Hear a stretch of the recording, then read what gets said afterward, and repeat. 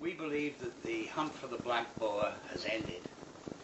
And the reason for this is that we think we have found Big Snake Central at the confluence of the Napo and the Amazon in Peru. 317, the picture that we have,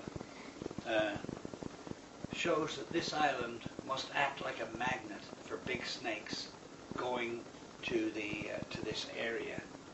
We've scientific evidence to assume or believe that there's more than one on this island, and not only that, they're at different sizes.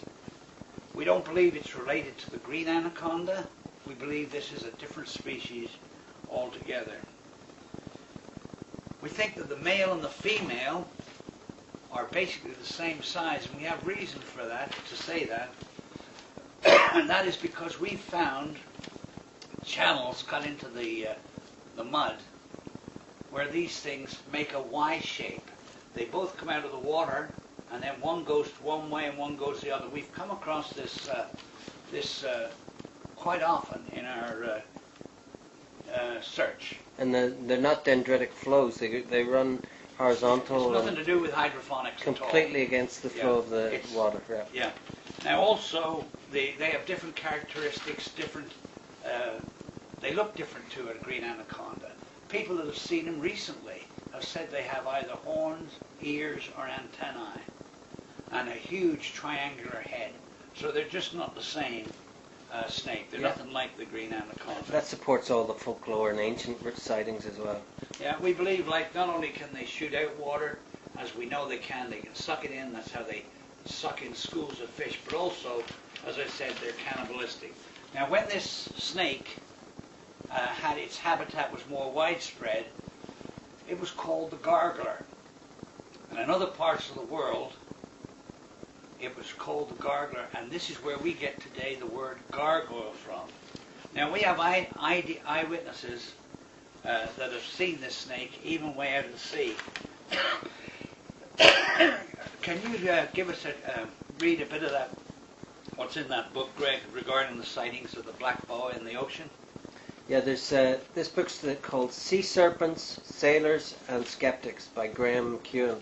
Its ISBN number is 07100893317, and one of the main accounts goes back to 1846, I think it is, and it talks about, you can look in the detail yourself, but a ship called the Daedalus was sailing, and they spotted, the report goes anyway, the quartermaster called Reverend Smith and another passenger who were on deck at the time.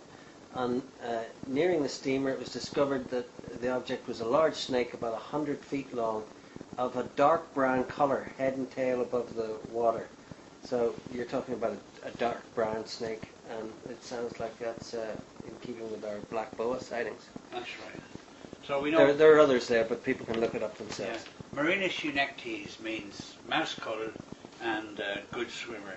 You can also find, as I said, in the dictionary, after anaconda, you'll find Marinus eunectes, which means basically that, mouse-coloured and good swimmer.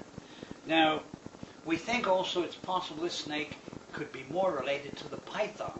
We think it could be an egg layer, and there could be egg chambers.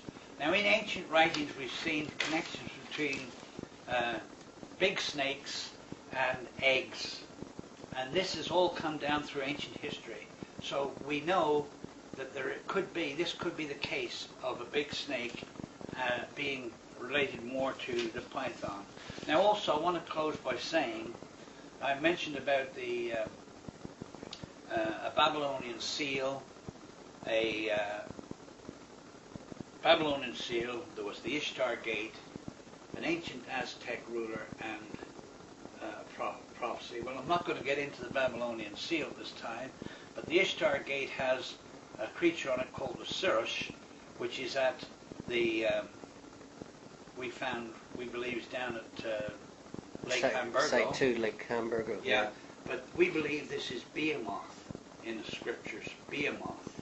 And also, what I wanted to say about was that you've got the Aztec god who we believe named himself after a creature that existed down there called Quetzalcoatl. Now, as for the ancient text or the prophecy, if you look up Baruch, not Barak, but Baruch, B-A-R-U-K, Baruch, and also the prophecy and ancient apocryphal writings of Abraham and also Enoch, you'll see how these are all relate to these creatures, Behemoth and Leviathan, and that ties in, and that's how it links up. The last piece of the puzzle that I'm going to give you will be when I tell you what about the Babylonian seal and what it means. That's So all I really have what to you're say saying now. is that the ancients knew about this snake, right? We've had recent folklore, and our expedition has added to recent evidence to it Yeah, as I well. think they've They're all known- the same animal. Yeah, they've known about this all down through history. It's only in modern times that we've lost sight of this thing. They knew it in the Middle Ages, I'm sure. Okay? Great. Okay, That's thanks it. a lot.